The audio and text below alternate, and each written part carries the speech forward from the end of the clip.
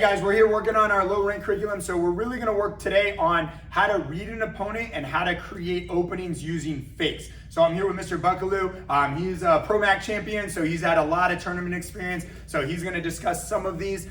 So we have our hand fakes, we have leg fakes, we have our yells, and then we're gonna work on what to do when we read an opponent, right? So if our opponent, depends on how our opponent reacts, our opponent could freeze, they could flinch, they can move, or they cannot respect our fake. And then we're gonna cover each of those scenarios, okay? So this is very important. If you guys get a good grasp on this, it's gonna make you a much better sparrer and a much more intelligent fighter as well when you have to either whether you're tournaments or if you're just protecting yourself. So I'm gonna let Mr. Buckalew take over and we're gonna go over this real fast.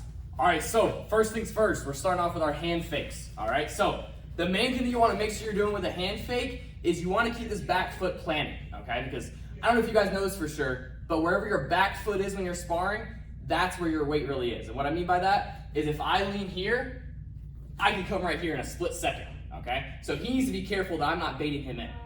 All right, but with that fake, so if I fake at him, keep that back foot planted, step the front foot forward, extend my hand out, I fake.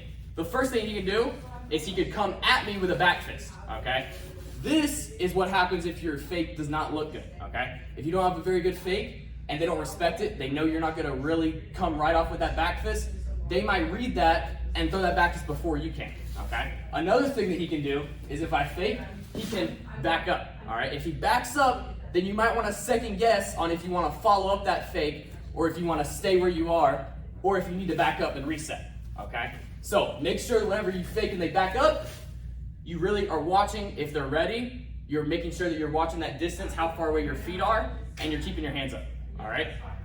The third thing that he can do is if he fakes, he flinches or stays there. If he flinches, okay, lifts his hand up because he thinks I'm doing a back fist, you can actually turn this into a body punch back fist, okay? So what I mean by that is if I'm here, I fake he flinches, I can turn this into a high block right away because I see that his arms raised and extend my body and turn that into a body punch, okay?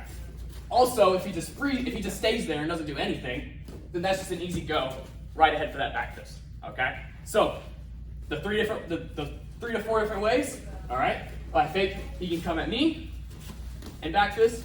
I fake, he can back up. I fake, he stays there. Body punch, or his hands stay down, back fist.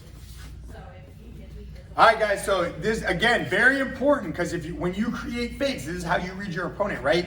Based on that fake, I'm gonna see what type of fighter they are. Are they aggressive and they like to come forward? Are they kind of nervous and skittish and they like to back up? Do they not know what they're doing and they just freeze? And based on those reactions then gives me information to make me a better fighter on what my next response needs to be to that. So good luck with that, train hard, and remember, you become better than you are today.